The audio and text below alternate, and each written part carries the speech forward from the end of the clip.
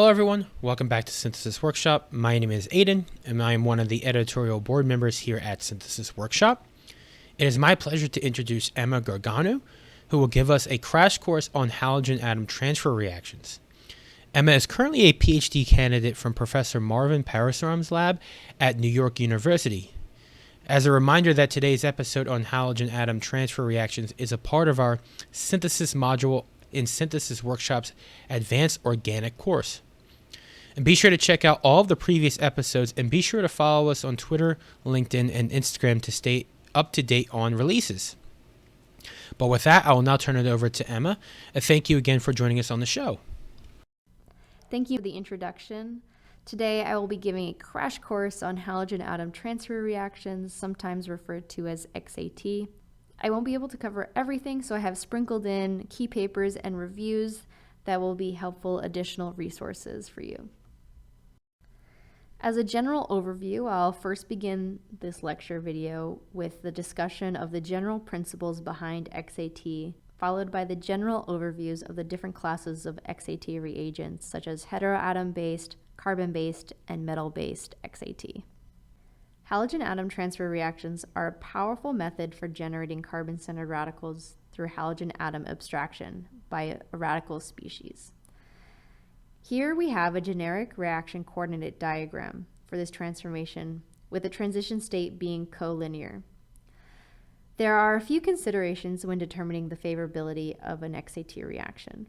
First would be the thermodynamics, i.e. the enthalpic effects, followed by the kinetics, which are governed by polar effects and to a much lesser degree, hyperconjugative and steric effects. The last two I won't have time to cover. In general, a reaction will be feasible when the products are of lower energy than that of the starting materials. A negative Gibbs free energy will result in an exergonic or exothermic favorable reaction. Enthalpy, delta H, is the change in bond strengths of that reaction. Bonds broken minus bonds formed. In an XAT reaction, we look at the carbon-halogen bond broken and the formed Y-halogen bond. A great resource for any chemist is this comprehensive handbook of BDEs. For XAT to be exergonic, it is best for the formed bond, BDE, to be stronger than that of the carbon-halogen bond. We can see as you increase the BDE of the carbon-halogen bond, you decrease the rate of the reaction. This is why alkyl iodides are heavily featured in XAT reactions, while alkyl chlorides are much more challenging substrates. The opposite is true for the newly formed halogen bond. As you increase the BDE, reaction rates increase. Carbon-based XAT reactions can often have similar BDEs between the products and the reactants. However, these reactions can still be favorable if a fast and irreversible reaction occurs. We often see this with alpha amino and alpha oxygen alkyl radicals, which we will discuss later. A third factor to consider is the stability of the resulting carbon-centered radical. We should see that the rate of a reaction increases with that stability. Here's a nice representation with silicon-based XAT, where benzylic is the fastest, followed by tertiary, secondary, and primary alkyl iodides being the last. As stated before, polar effects are related to the kinetics of a reaction. Polar effects are extremely important and can explain the reactivity and selectivity of a particular reaction. We must turn our attention to the radical species Y. Identifying the radical Philicity of Y is key to predicting reactivity. In order to dive into this distinction, we will be comparing the requirements for hydrogen-atom transfer reactions to XAT. Two great in-depth resources on this discussion are below. I highly suggest giving those a read over. What makes a radical nucleophilic or electrophilic? If we look at the molecular orbital diagrams, a nucleophilic radical has a high SOMO that interacts with the LUMO, while an electrophilic radical has a low SOMO that interacts with the HOMO. A quick trick to determining the Philicity of a radical, just by looking at it, is by comparing the stability of the resulting intermediate if an electron is added or removed. What do I mean by that? If an electron is removed and the resulting cation is stabilized through hyperconjugation, resonance, or a non-electronegative atom, then the radical is most likely nucleophilic. However, if an electron is added and the resulting anion is stabilized through resonance or by the electronegativity of the atom, then the radical is most likely electrophilic. For XAT reactions, it requires a nucleophilic radical, and XAT requires an electrophilic radical. Once determining the radical Philicity, it is important to match the electronics of the radical to the substrate. This is crucial for stabilizing the transition state. For XAT reactions, you are building up a negative charge on the carbon with the halogen. So having electron withdrawing groups around that charge buildup will fasten the reaction, as seen by the comparison between these two substrates of a carbon-based XAT process. The opposite is true for HAT, transition state stabilization. As you can see, having an electron donating group, like a neighboring nitrogen, can have a favorable effect on that positive charge buildup, while the other hydrogen to the right side is less likely to be abstracted because the charge buildup would be destabilized by the withdrawing carbonyl group, even though the proton's BDE may be weaker. The goal of an XAT reaction is to generate a carbon-centered radical. Once you have it, you can do a wide variety of transformations. I won't be able to go into details of all these types, but you can pause this video and check out the reviews or seminal work on these topics. Starting off with intermolecular reactions, you can do dehalogenation, atom transfer radical addition to alkynes and alkenes, the Giesa reaction, which is a widely used and famous method requiring an electron withdrawing olefin, allylation, Minishi reaction, carbonylations with carbon monoxide or activated carbonyls, and one of the newest and growing fields is photoredox and metallophotoredox catalysis. As far as intramolecular reactions go, you have atom transfer radical cyclizations.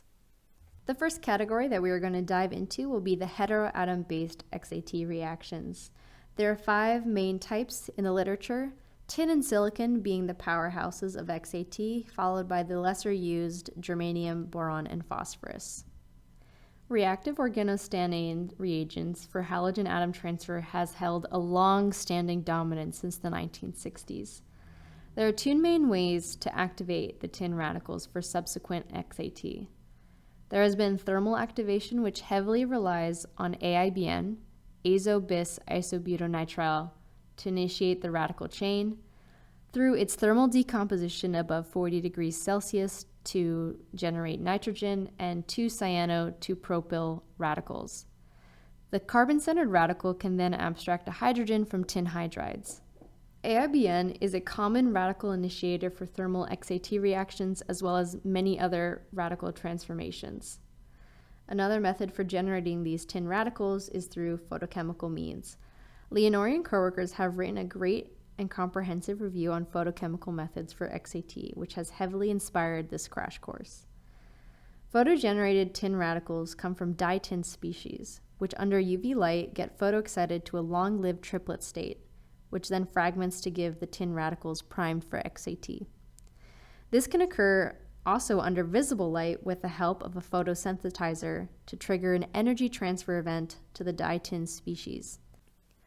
I won't have the time to cover the wide breadth of organotin XAT, but some influential players in the development of such reactions are listed here. As I mentioned before, organostannane reagents have been extensively studied for XAT reactions. However, one of the most powerful and synthetically useful organostannane XAT methods has been atom transfer radical cyclization reactions, ATRCs for short. This method can quickly build complex ring systems with regio and stereo control. Here are 2 nice examples, one thermally promoted intramolecular cyclization with an aryl bromide that cascades to form 2 ring systems. The second is a photochemical intermolecular XAT with an alkyl iodide that adds to the electron withdrawing alkene, which subsequently does an intramolecular cyclization with the alkyne, followed by forming a new carbon iodide bond in 41% yield. These reactions have had great success in total synthesis campaigns like these select examples, where the bond formed by XAT has been highlighted, as well as in radical cascade events like this one below. As powerful as organostannines have been, they are highly toxic and difficult to get rid of. There has been great effort to find tin alternatives, and these alternatives have been nicely summarized in the review below. Silicon is one of these alternatives. It also happens to be one of Earth's most abundant elements and has found various important applications outside of the synthetic chemistry world, such as semiconductors in microelectronics and polymers in material science. It also has a competitive alternative to organostannine species for XAT. Both trialkylsilanes and tin hydrides suffer from unwanted radical reduction reactions due to the strength of their hydrogen bonds, which makes it difficult to sustain radical chain propagation. Tris-trimethylsilylsilane, also called supersilane, has been a useful alternative to trialkylsilane hydrides due to slightly weaker BDEs. In order to overcome the termination of the radical chain, people have utilized thiols to regenerate the chain-carrying process shown in this catalytic cycle here.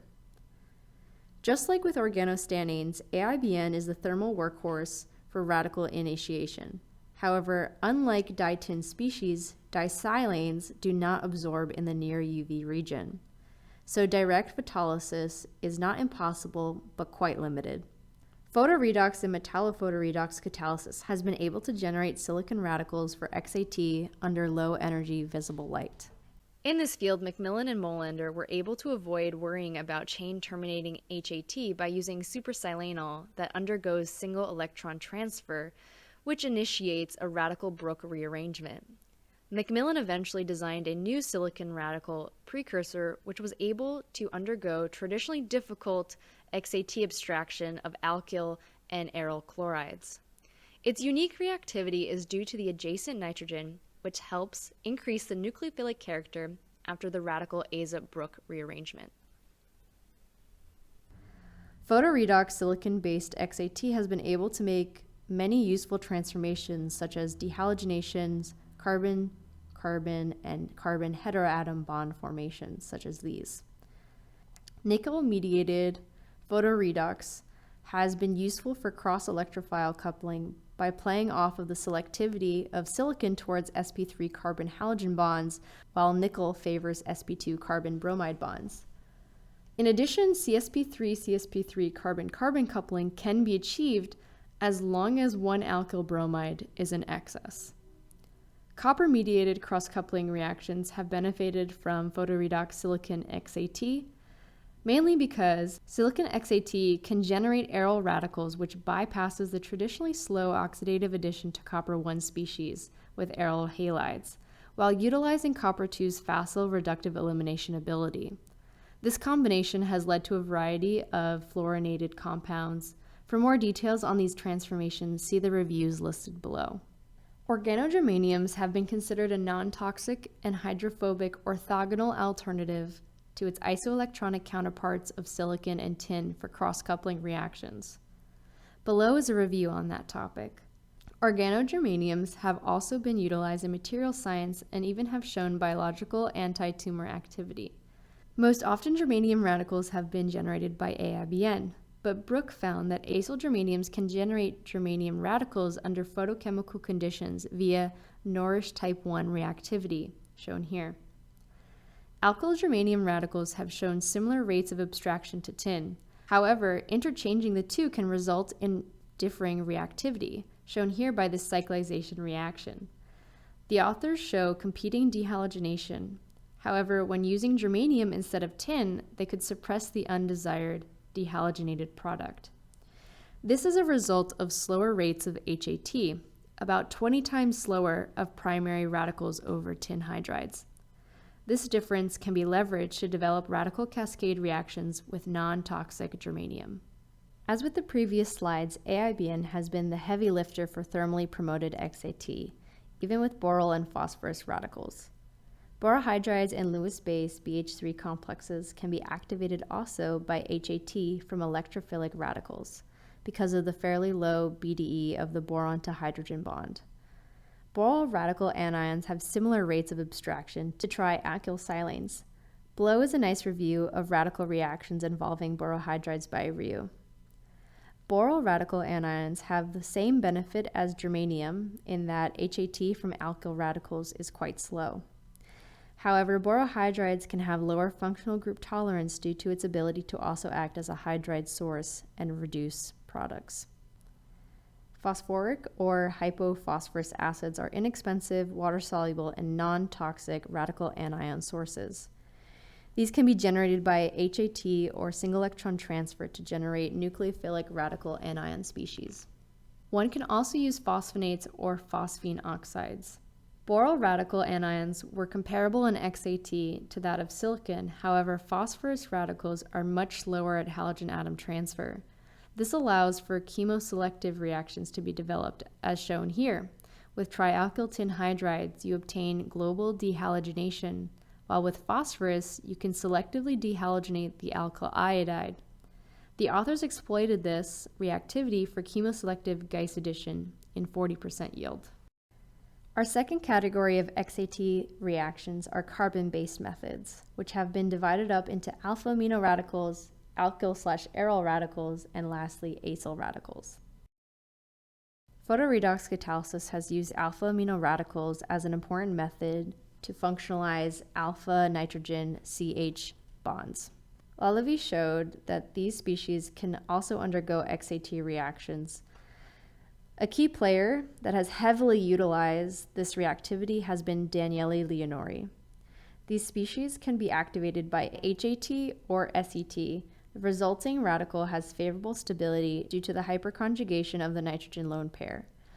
After XAT, you get an alpha haloamine. As mentioned in the beginning of this video, in order for XAT to be favored, the bond between the products should be greater than that of the carbon-halogen bond originally. In the case of alpha amino radicals, the BDEs are quite similar. What makes this reaction thermodynamically favored is the irreversible fragmentation to make the aminium ion here. A recent method from 2020 shows the versatility of these reagents to make tertiary beta-substituted CF3 alkylamines. This photochemical method occurs with Ritter's trifluoroiodamethane DMSO complex that can add to an enamine intermediate, generating that alpha amino radical. That will then propagate the CF3 radical, followed by a reductive workup to yield the product. The authors were able to derivatize FDA-approved drugs by this method in high yields. For more details, there is a recent review on alpha amino XAT methods below. Primary alkyl and aryl radicals are considered unstabilized radicals, and because of this are favored to do XAT with alkyl and aryl iodides. Generating these radicals for XAT can be accomplished under thermal and aerobic methods with organoboranes. Below you'll find a review by Renaud on this topic. For aryl radical generation, one can use benzoyl peroxide, which undergoes radical decarboxylation. Another method would be to use diazonium salts with Hansch's ester. A very recent report condensed MPHA with a methyl ketone to form a pre-aromatic intermediate, which undergoes HAT for primary and secondary alkyl radicals to make alkyl halides. A photochemical method was developed to generate methyl radicals for XAT by single electron transfer of tert-butyl peroxyacetate that then undergoes beta fragmentation to make acetone and a methyl radical. Leonori and coworkers developed a photochemical aryl radical mediated XAT method paired with copper catalysis. This method uses a photocatalyst to do single electron transfer on diaryl iodonium salts. The generated aryl radical then does XAT on an alkyl iodide substrate. The copper catalytic cycle begins with a nucleophile adding to the copper-1 species, which can subsequently undergo single electron transfer with the photocatalyst generating copper-2. The copper-2 species will combine with the alkyl radical from the XAT event earlier. Finally, fast reductive elimination happens to give the desired product. A common way to form acyl radicals is by an initiation step of an alkyl halide followed by an insertion of carbon monoxide to make the XAT reagent, which will chain propagate to make the acyl halide. A nucleophile is added to obtain valuable carbonyl derivatives such as amides and esters. The nucleophile is also beneficial to drive the reaction to completion as the generation of acyl radicals are reversible. Other acyl radical precursors use HAT or SET for generation, which include aldehydes, alpha-keto esters, and acids, and activated carbonyls with dihydropyridines. Below is a review of the photogeneration of acyl radicals. Here we have a nice example of the applications of XAT towards the total synthesis campaign of hinokinine, which follows a carbonylation followed by an intramolecular cyclization. Moving on to our very last section, we will be talking about metal-based XAT, which can be divided into three categories: photocleavable dimeric carbonyl complexes, dimeric complexes, and monomeric complexes. Dimeric carbonyl complexes have been heavily studied in the field of organometallic chemistry. These complexes can absorb light and undergo metal-to-metal bond hemolysis to give a paramagnetic 17-electron metalloradical intermediate. Upon XAT, you generate an 18-electron complex, and this is the thermodynamic driving force for these reactions. The most common complexes are dimanganese decacarbonyl and iron cyclopentadienyl dicarbonyl dimer. For these complexes, it helps to have electron-donating ligands and less steric hindrance. Leonori's review has a very detailed section on manganese dimers. I highly recommend looking through it. One interesting example is the remote chlorination of CsP3 hydrogens. With the use of tert-butyl hypochlorite, the manganese radical can cleave the nitrogen-chlorine bond, generating an N-centered radical that undergoes intramolecular 1,5-HAT to generate a carbon-centered radical, which can abstract back the chloride from the manganese to obtain the product. Recently, Chen and co-workers used near-IR light, 730 nanometers, with FP2 dimer for rapid iodo polyfluoroalkylation to alkenes in roughly 5 minutes reaction time in good yields. XAT by Gold-1 dimers. Among the dimeric complexes, Gold-1 dimer with diphenylphosphenomethane ligands has seen great applications in XAT reactions. Seminal work by Che, Yam, and Berrialt have helped elucidate the probable mechanism of action.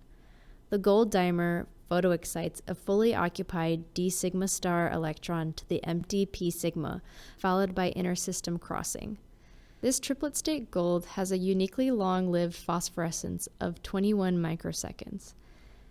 After the addition of the alkyl halide, a pre-coordinated complex is formed, which is hypothesized to undergo XAT by Chi and Yam.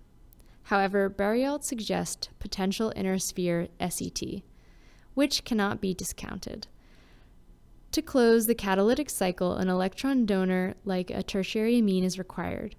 Gold dimers have faster reaction rates of XAT in comparison with their photocleavable dimeric carbonyl complex partners, about 30 to 60-fold faster. Here we have an example of a late-stage functionalization to quickly construct two 6-membered rings followed by acid-promoted elimination. After 2 more steps, Berrialt and coworkers arrived at natural product tripleide. Lastly, monomeric complexes like titanium-3 have been used for XAT. Starting from a titanium-4 complex like Cp2 titanium chloride, one needs a reductant like zinc, manganese, or aluminum to generate the active titanium species. Or, alternatively, using green light, the titanium-4 can go through a ligand-to-metal charge transfer to generate titanium-3, which will do the halogen abstraction. Song and coworkers were able to abstract secondary and tertiary chlorides to add to Michael acceptors.